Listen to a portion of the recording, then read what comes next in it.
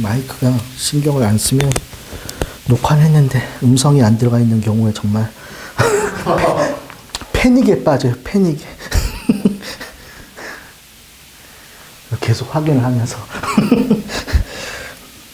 자, 35쪽은 이제 식민지 시절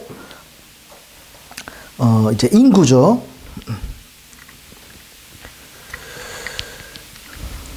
자, 우리가 인구가 변하는 건 되게 중요하게 볼 겁니다. 일단 1번 문장 보면 1701년에는 그 식민지 인구가 25만 명이래요. 1번 문장이. 근데 1775년이 되면 25만에서 10배, 250만으로. 기하급수적으로 그냥 증가한다고 돼 있습니다. 자, 그래서 그 인구가 증가하게 되는 이유는 두 가지예요. 동그라미 1번, 동그라미 2번에도 있고, 이게 너무 눈에 안 들어와서 나는 제목에 써버린 겁니다. 식민지 시절 인구 증가 요인은 두 개, 하이 벌스 레이트과 이미그레이션 때문입니다. 초창기니까 하이 벌스 레이트과 이미그레이션.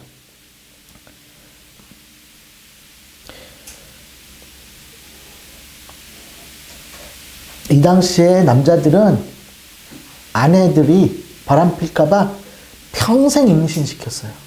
평생. 그리고 사망률도 좀 높았기 때문에 또 많이 죽기도 했죠. 근데 평생 임신시킵니다. 그래서 나중에 우리가 19세기 말이 되면 마가렛 생어라는 여성이 컨트라셉티브 피임약도 불법으로 하는 스테이트가 있었어요. 피임약은 만들어졌으나. 그래서 그걸 합법화 시켜라. 막 싸워서 1960년 초반에 합법화되면서 베이비붐이 끝나고 출산을 이제 여성들이 조절할 수 있게 됩니다. 이때는 그런 것도 있었어요. 그냥 계속 임신시킵니다. 계속. 그런 것 때문에 하이 벌스 레이트도 있는 겁니다, 지금. 자, 그럼 이제 이민에 대한 거. 이제 인구 증가 요인은 출생률과 이민인데, 자, 39번. 자, 이민. 자, European immigrants in the 18th century, 자, newcomers to British colony came from other parts of, 자, 주로 어디서 오냐면 이민자들이 39번에 웨스턴 앤드 센트럴 유럽입니다. 자, 시험 나온 그대로 센트럴 유럽 뭐 이러냐 이거.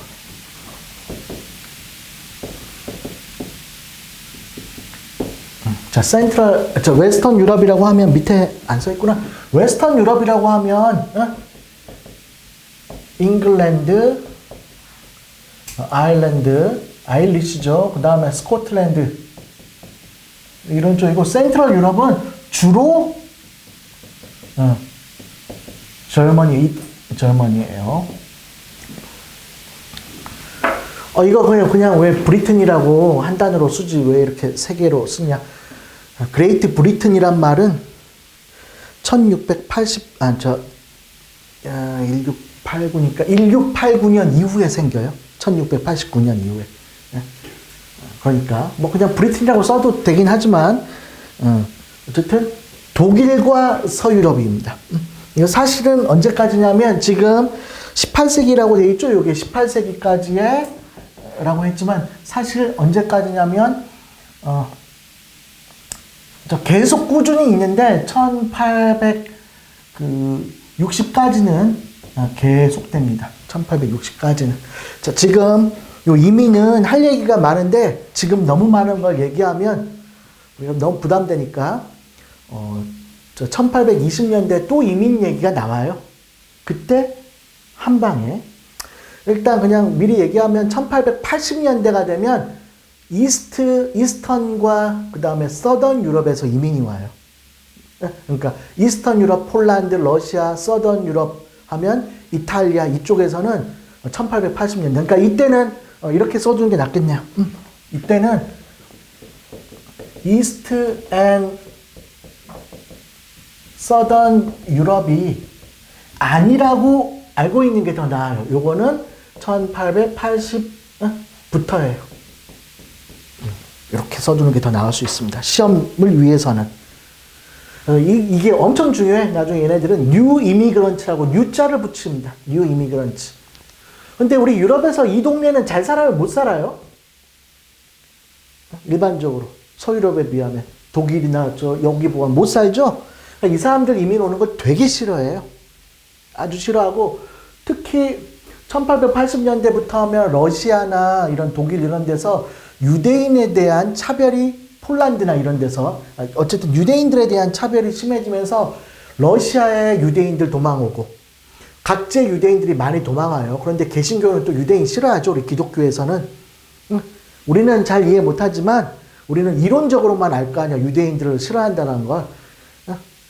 예수님을 죽인 게 뭐 유대인이다라고 해서 되게 싫어해요. 그리고 고리대금업하고. 근데 우린 그걸 이론으로 공부하는 거지. 심정적으로 우린 뭐 유대인이건 아니건 그 굳이 구분할 필요 없는 거죠. 우리는. 우리가 일본인을 그냥 감정적으로 그냥 싫어 이런 거를 유럽 사람들이 이해를 하겠어.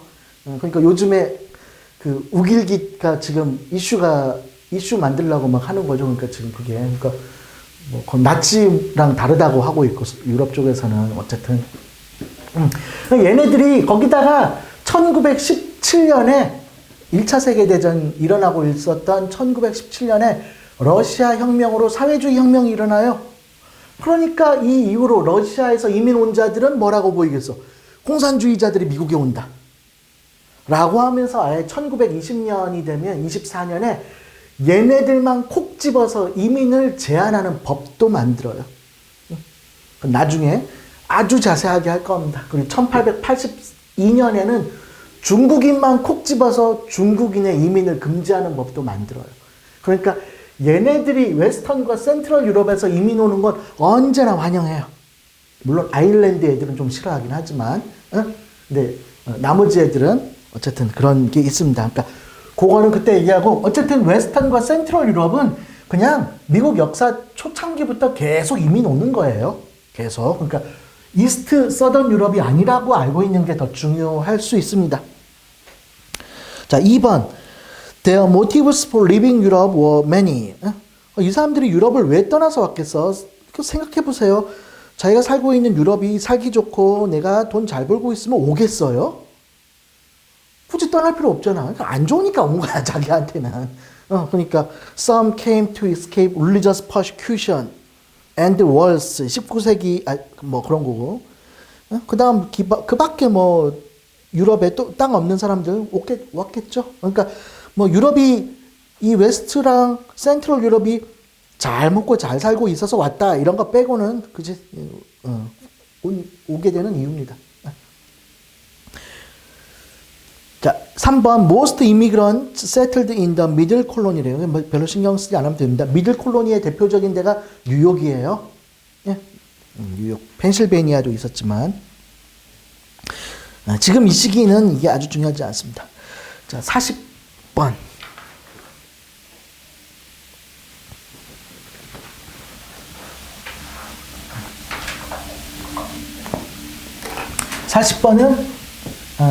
이제 어마무시하게 엄청 중요합니다. 내용이 어려운 건 전혀 아니지만 시험은 늘 나와요. 늘.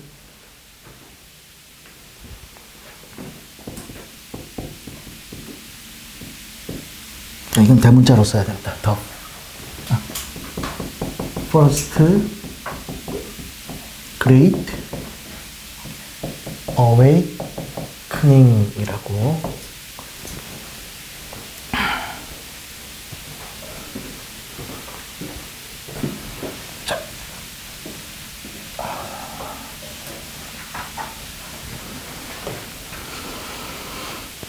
자, 이건 종교 운동입니다. 이거는 제 1차 대각성 운동이라고 하는 종교 운동이에요. 퓨리탄 종교 운동입니다.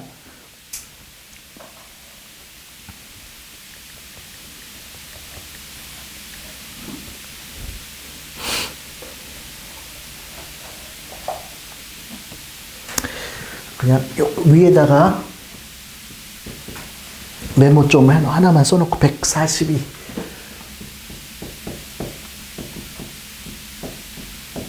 너무 기니까 이렇게 할게요. 이거는 1720에 시작한다고 했죠?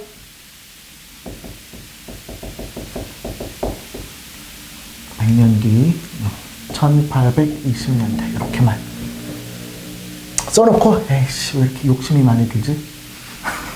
여기에 그냥 소셜 리폼이라고만 쓸게요. 이렇게만 써놓고 결론부터 말하면 second grade, first grade awakening이랑 second grade awakening은 늘 나오고 늘 비교 합니다. 내용이 어렵진 않습니다. 자, 먼저 first grade awakening. 자, 한마디로 Great Awakening은 종교 운동입니다. 뉴 잉글랜드가 되게 종교적이었죠. 그래서 뉴 잉글랜드에서 시작했는데 한마디로 말하면 우리가 뭐 주일 되면 교회 나가고 목사님 설교하면 설교 말씀 듣고 돌아와서 뭐 기도하고 뭐 그게 일상의 루틴처럼 돌아간다 이거야. 그치? 그러면 안 된다는 거야. 그렇게 종교 활동을 수동적으로 하지 말자. 그렇게 수동적으로 하지 말고 당신이 정말 온 열정과 어떤 이런 것들을 다 정성을 바쳐서 이 종교에 헌신하게 되면 목사님 말씀이 아니라 어쩌면 네 마음속에서 너 스스로를 구원할 수 있다라는 걸 크게 깨달을 수 있다라는 거예요. 그래서 정말 열심히 종교에 정말 감정적으로 열심히 참여하라는 겁니다. 자, 그래서 일단 이 종교 요것 자체에 대해서 물어봅니다. 자, 일단 그 그림 밑에서 먼저 좀 볼게요. 1번 The first great awakening was a wave of evangelical religious activity. 이런 말 나오면 에반겔리컬 복음주의적 종교 행동 활동이다라고 있죠. 복음주의적. 이 말 나오면 그냥 great awakening이에요. first건 second이랑 관계없이 에반겔리컬 이제 복음주의적. 일단 2번 It took the form of a wave of 이거는 이제 religious부터 쓴 거 맞죠?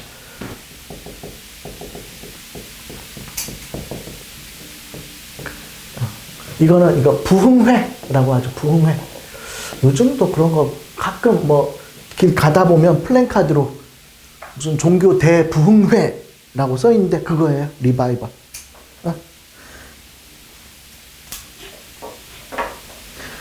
이런데 이제 보면은 사람들이 아주 영적으로 그죠? 감정에 상당히 취해 있죠. 그래서 막 울기도 하고 부르짖기도 하고 뭐 이렇게 합니다. 자, 근데 이게 뭐냐면 자, 그 그림에서 보는 것처럼 이제 목사가 지금 설교하는데 이 장소가 어디예요?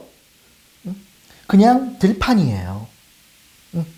자, 원래 교회는 이미 있었고 많은 성직자들이 교회 활동을 하고 있었는데 그 번듯한 교회 안에는 당연히 돈 있고 뭔가 좀 있는 사람들이나 들어갈 수 있어요. 그 노예가 갈 수 있을까? 못 갑니다. 그죠? 그러니까 이미 기존의 교회는 좀 돈 있고 어느 정도 이런 이제 어퍼 클래스 애들이 들어가고 있었던 곳인데 지금 영국에서 넘어온 어떤 초기 목사들은 이제 영국에서 넘어와서 여기서 뭘 하냐면 그냥 들판에서 막 설교를 하는 거예요. 자기 교회를 갖고 있지 않은 목사님들이. 그러니까 이제 이 종교 활동을 갈구하던 사람들이 교회에 못 가고 있었는데 들판에서 하니까 노예 출신들도 여기 참여할 수 있게 되고 아무나 참여할 수 있게 돼요. 그리고 너 스스로가 정말 종교적으로 열망을 갖고 감정적으로 열심히 하게 되면 너 스스로를 구원할 수도 있다라고 말하니까 이렇게 어떤 노예 생활로 핍박받았던 그 정신적으로 피폐한 노예들도 이 종교 활동을 통해서 뭘 하는 거야? 그렇죠. 그 일종의 희망을 찾는 거죠. 자, 이거 그 인용문 보십시오. 이 인용문 보고 이거 뭐에 관한 거냐라고 낸 적이 있습니다. 이건 AP. A considerable number of convened every Sabbath to hear these sermons instead of going to church. 그죠? Instead of going to church. 교회 가는 게 아니라. And frequently on weekdays. 거기다가 평일날인가 이게? The concern of some was so passionate and violent. 그죠? 아주 감정에 취해가지고 뭐 이렇게 됐다는 거죠. That they could not avoid crying out. 막 울부짖고 weeping bitterly. 뭐 이런 거 하는 것들을 우리 목격할 수 있는 거죠. 거기 출처를 안 썼네. by 토마스 제퍼슨이 쓴 글입니다. 토마스 제퍼슨 Declaration of Independence 쓴 사람, 그 사람의 글이에요. 자, 이러한 그 Great Awakening의 이제 분파로서 3번 메소디즘이라는 분파가 있습니다. 그 메소디즘 자체는 중요하지 않습니다. Related Denomination, Denomination은 종교 분파입니다. 프로테스탄트 분파입니다. Of Protestant Christianity의 분파랑 관련이 있는데 which derived their inspiration from the life and teaching of John Wesley. 자, 대표적인 이 Great Awakening을 이끈 목사 중에 한 명입니다. 존 웨슬리죠. 동그라미 1번 The first Great Awakening emphasized 그러면서 이제 3번 individual salvation 요 말 나와도 그냥 생각할 필요 없이 Great Awakening입니다. Through conversion and faith. 그리고 존 웨슬리보다 더 많이 언급되는 사람은 조나단 에드워드. 이 사람은 꼭 알고 있어야 됩니다. 이 사람은 조나단 에드워드. and 조지 와이필드 라는 분, 대표적인 사람입니다. 이 사람의 뒤에 뭐라고 써 있나요? 괄호에 New Right이라고 써 있죠. New Right. 새로운 빛. 이 New Right. 조금 있다가 Old Right이라는 단어가 있을 건데 Old Right은 기존의 목사들. 이 사람들은 New Right이라고 불렀어요. 자, encourage the follower to reach an inner. 그 다음 emotional understanding에다가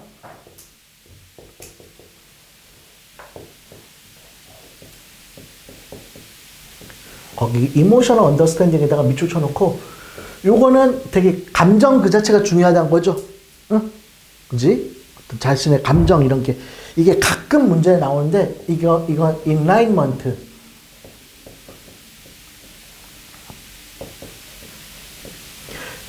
계몽주의라고 하죠. 이건 인간의 이성을 강조합니다. 이 enlightenment는 나중에 독립선언문 하기 전에 하게 될 건데 인간은 이성적인 존재다. 합리적인 존재다라고 보는 계몽주의랑 다르게 인간의 감정을 강조한다. 그러니까 enlightenment랑 계몽주의랑 좀 반대되는 겁니다.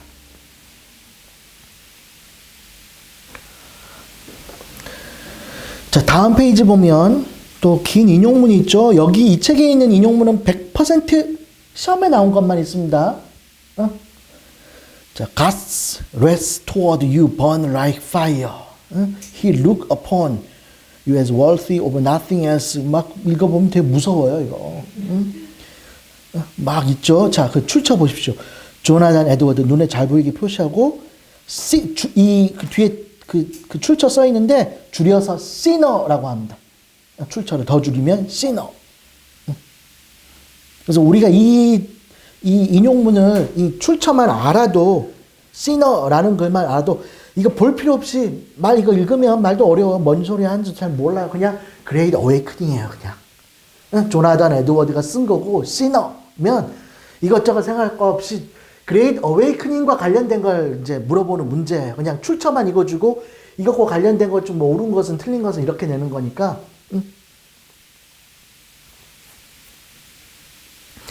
자, 그러니까 4번 문장 보시면 그러면 이러한 The following groups respond with enthusiasm to the religious fever of the Great Awakening. 여기에 참여하는 사람들은 주로 누굴까요? 라는 거지.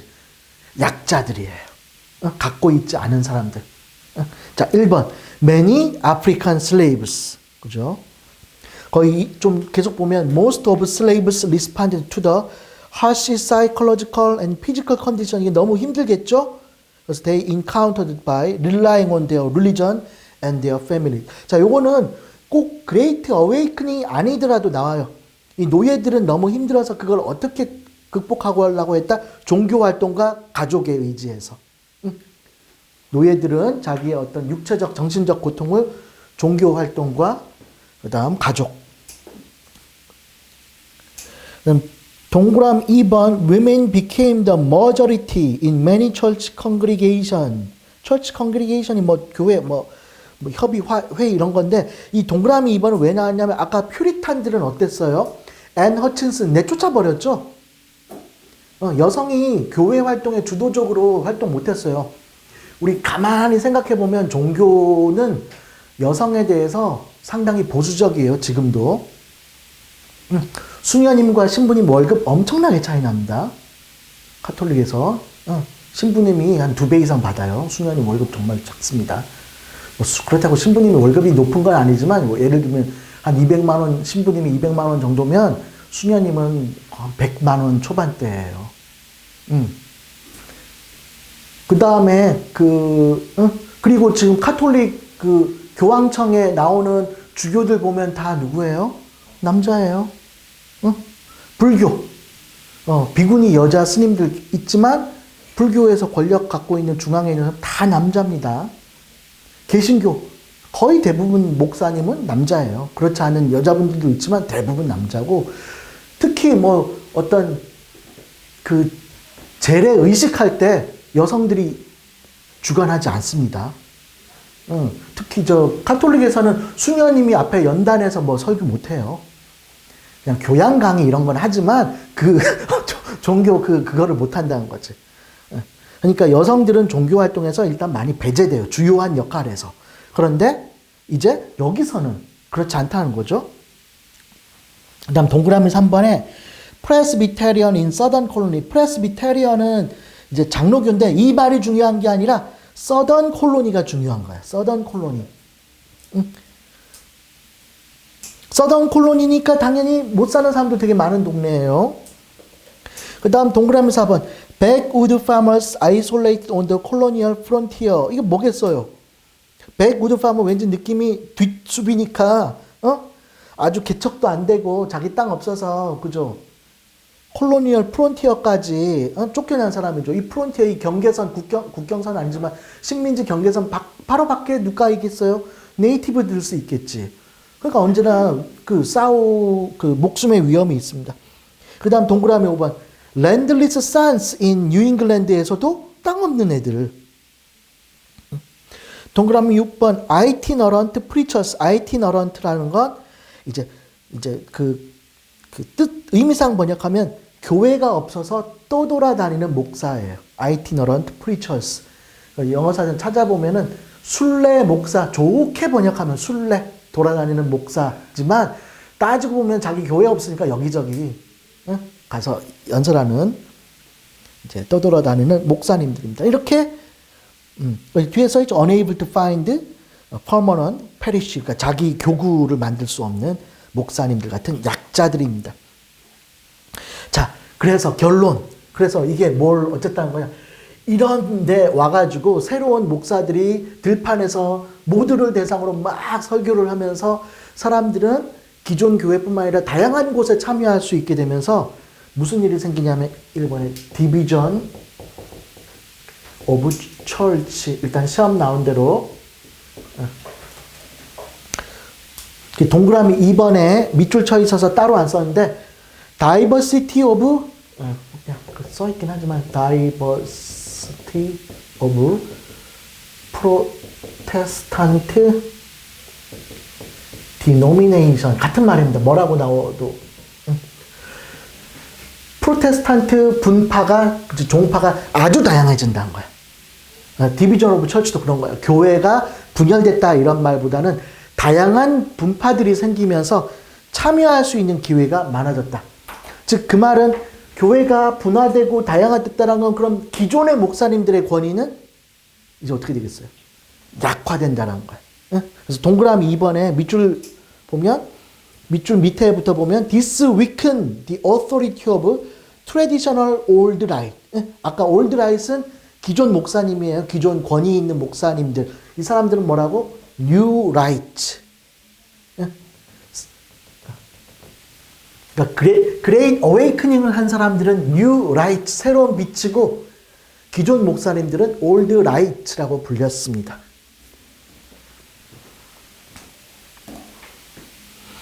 이렇게 다양성이라는 건 결국 다양성이 보장받게 됐다라는 건 6번 political influence의 밑줄 보시면 뭐라고?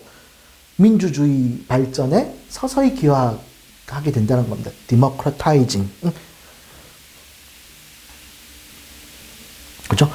기존 권위에 대한 반발로 democratizing, 민주주의 발전의 하나의 계기가 됩니다. 자, 이게 식민지에서 있었던 이 종교 운동이 결국 교회의 다양성, 그리고 기존 권위에 대한 반발, 이런 쪽으로 나가는데 영향을 줬습니다. 독립을 하고 나서 100년 뒤에 Second Great Awakening이라고 똑같은 종교 활동이에요. 종교 운동이에요. 여기 이제 이름들만 달라지겠죠. 100년 후니까. 그때는 우리가 Second Great Awakening은 결국 뭐에 영향을 줬느냐? 다양한 사회 개혁 운동을 터뜨리게 돼요. 노예제 폐지 운동, 여성 투표권 운동 등등. 그러니까 1차 때는 뭐라고? 1차 때는 디비전 오브 철치. 2차 때는 소셜 리폼 무브먼트. 2차 때 다시 얘기할 겁니다, 이거. 2차 때 여기 찾아봅시다 해가지고 다시 얘기할 겁니다. 어쨌든 비교하는 용도로 나중에 하게 될 겁니다.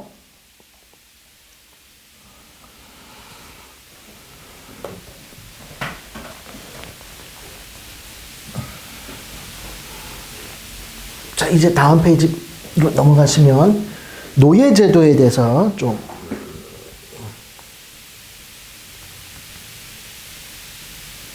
이렇게 돼 있고,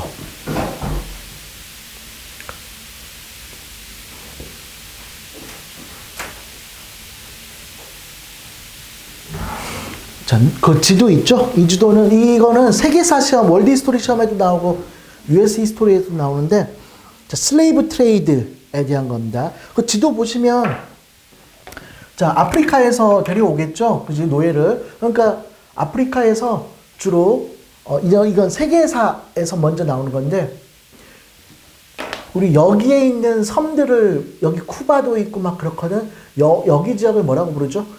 여기 바다를 캐리비언이라고 하죠. 캐리비언에 해적할 때.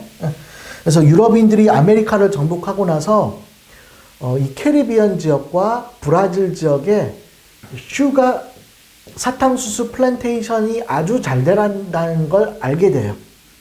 과거에 사탕이란다. 슈가라는 거는 아주 귀한 거였고 유럽에서 소수 귀족들만 먹었던 거예요. 근데 이 슈가가 이 브라질과 캐리비언 지역에서 아주 잘 난다라는 걸 알게 되면서 웨스트 아프리카에서 노예들을 대거 수입하죠. 그래서 가장 많이 가는 곳이 브라질이고 그 다음으로 많이 가는 것이 캐리비언이에요. 그러니까 브라질과 캐리비언으로 가면 되는데 캐리비언은 나라가 아니죠. 캐리비언 지역이고. 그러니까 단일 국가로는 어디로 제일 많이 가는 거야? 브라질로 많이 가는 겁니다. 자, 그래서 이 지도 보면 브라질 있고 브라질 위쪽에는 더치 캐리비언, 프렌치 캐리비언, 데니시 캐리비언, 브리티시 캐리비언, 딱 캐리비언이에요. 화살표 여러 개로 나눠져 있지만 근데 굵기는 브라질이 제일 굵죠? 그래서 괄호 1번은 노예 무역은 종착지는 괄호 1번은 브라질과 캐리비언입니다.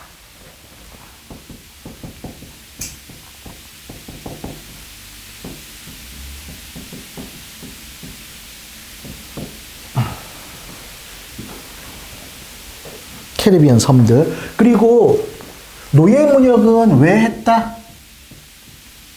일단 그냥 시험 나온 그대로 그냥 괄호 넣기 하면 슈가 그로잉이고 괄호 안에 그냥 써서 슈가 플랜테이션입니다. 이거 세계사 시간이라면 이거 되게 강조해요.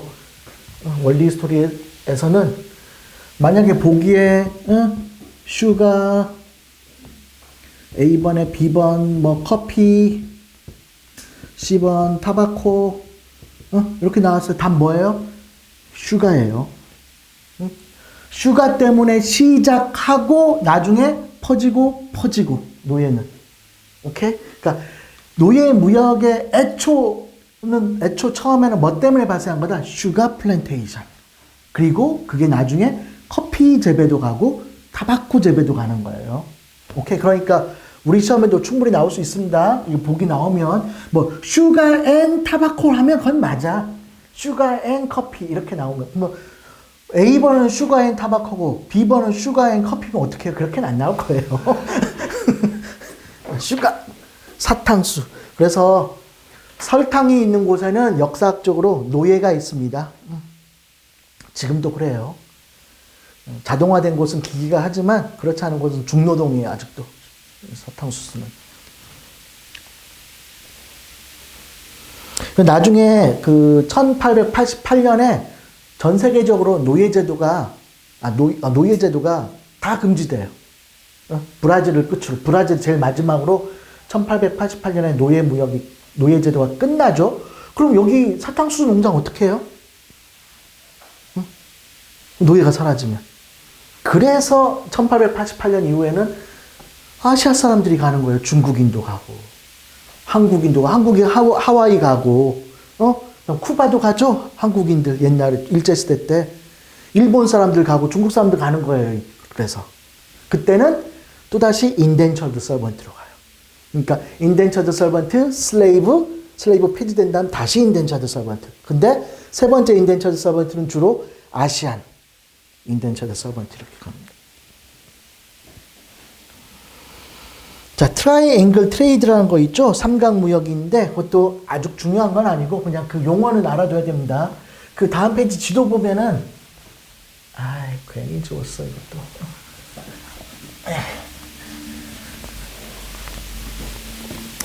괜히 지웠나. 꼭 지우고 나면 생각이 날 때. 자, 아프리카만 그릴게요. 미국에서 배를 출발시킬 겁니다. 자, 그래프란다. 그 39쪽 지도에서 밑으로 내려가는 것만 볼게요. 자, 미국에서 우리가 운송업에서 가장 절망적인 순간은 빈 차로 운행하는 거예요. 그죠?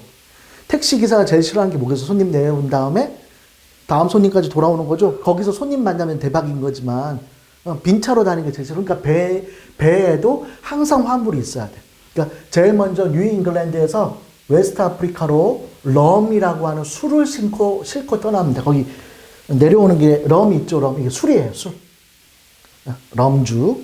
그리고 여기서 럼주를 배에서 하역하고 여기서 뭐 태우고 와? 노예 태우고 오는 거예요. slaves. 거기 골드 슬레이브스 미들 패스지라고 써 있죠? 거기에 아마 미들 패스지. 조금 이따 얘기하고. 그러면 여기에 이제 노예를 하역한 다음에 다시 미국으로 돌아오겠죠. 이때 그 배에는 슈가, 사탕수수랑 거기 아마 몰라시스인가? 이런 게 써 있을까? 몰라시스? 몰라시스는 뭐냐면 사탕수수 액기스, 액체. 사탕수수 액이에요. 그냥 가공 한 번 한. 자, 그러니까 지금 삼각형이란 거야. A, B, C. 삼각형이 이게 트라이앵글 트레이드예요. 그런데 이 노예무역은 A, B, C 몇 번째 단계에 있어요. 삼각무역에서. 두 번째 단계, 중간 단계에 있죠. 그래서 노예무역 항로를 중간 단계, 미들 패세지라고 해요. 그러니까 미들 패세지란 건 노예무역 항로라는 뜻이에요. 미들 패세지. 이거는 월드 히스토리에서 좀 더 이제 중요하게 다뤄집니다. 자, 요 정도만 알아도 돼요. 더 뭐 필요 없고. 그 다음 뭐 유럽으로 뭐 수출하고 뭐 왔다 갔다 하는 겁니다. 그 위쪽 화살표는.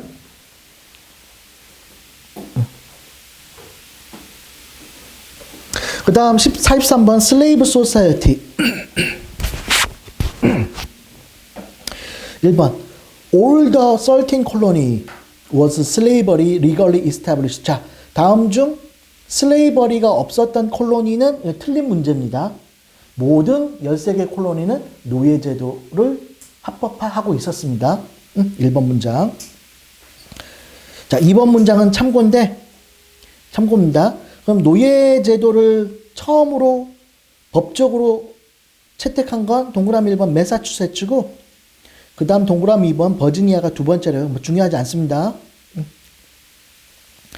3번 문장, 요거는 시험 나왔던 겁니다. 어려운 건 아닌. The following factors explain why slavery became increasingly important, especially in southern colony. 이거 알 거예요. 왜 남부가 노예 제도가 더 중요했겠어요? 뭐 당연히 노예 노동에 근거한 이 플랜테이션 자체가 어쩔 수 없는 거죠. 여기다가 몇 가지 더 붙이면 reduced migration, 더 이상 indentured servant가 잘 안 온다. 그 다음 2번 dependable workforce, 이미 노동이 많이 필요한 경제다. 경제 구조가 dependable workforce. 그 다음 뭐 다음 페이지 동그라미 3번에 need for cheap labor, 이거 별 얘기 아니죠? 값싼 노동력이 필요했다.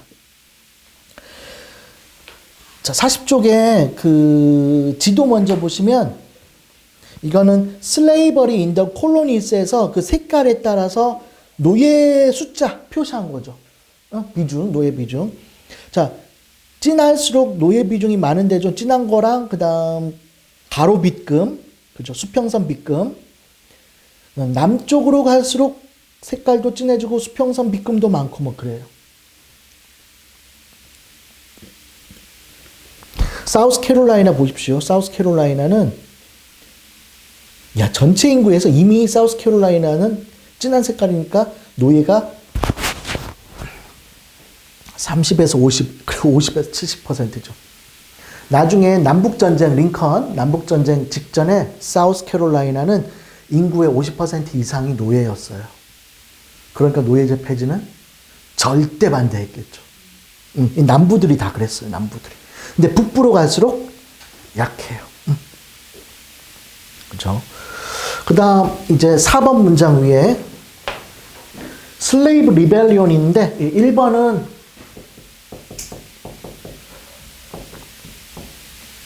그냥 스토노 리벨리온이라고 써놓고 그냥 노예 반란 중에 하나입니다. 그리고 이 스토노 리벨리온은 플로리다로 노예들이, 이거 스페니시 플로리다죠. 노예 제도를 인정하지 않고 있던 스페인으로 도망가려고 반란을 일으킨 적이 있습니다. 자, 이 스토너 리벨리온이 뭔가요? 라는 문제는 뭐 별로 중요하지 않아요. 근데 미리 얘기하자면 노예 제도가 폐지되는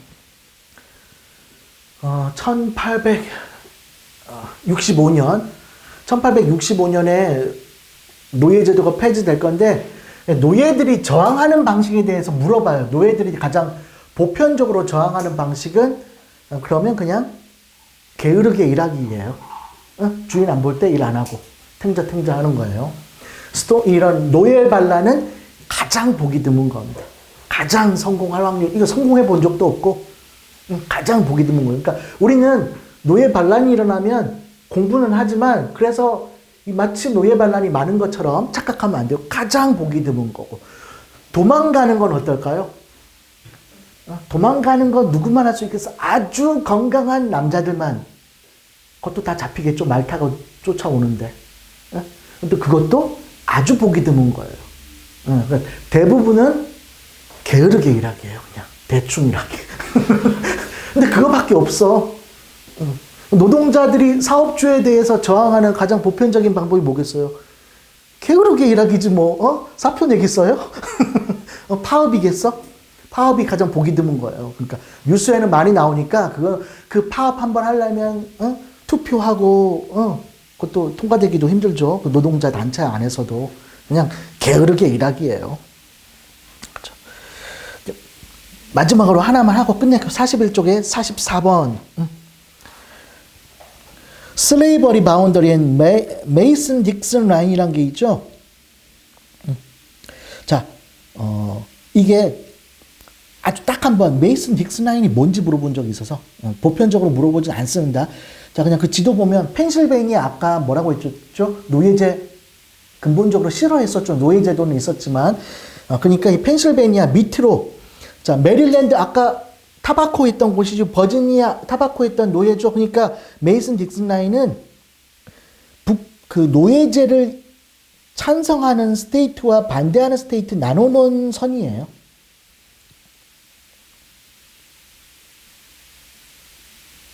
그 3번만 보면 될 겁니다. In the pre-Civil War, Civil War는 남북전쟁이죠. 1861년에 일어납니다.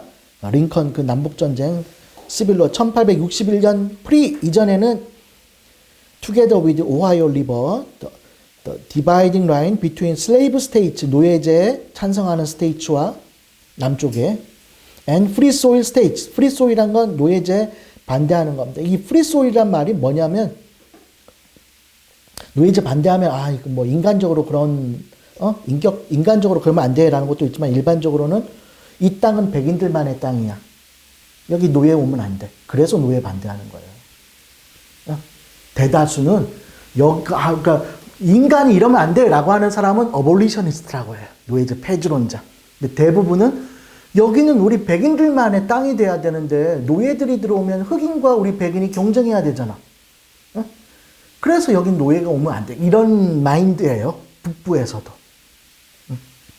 그러니까 백인들만의 자유로운 땅이란 뜻입니다. 어쨌든 결과적으로 남부 사람들이 보기엔 어떤 거야?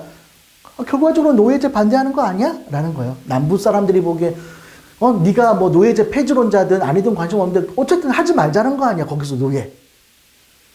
그 이유야 어쨌건. 그러니까 프리스테이츠가 이렇게 불리는 겁니다.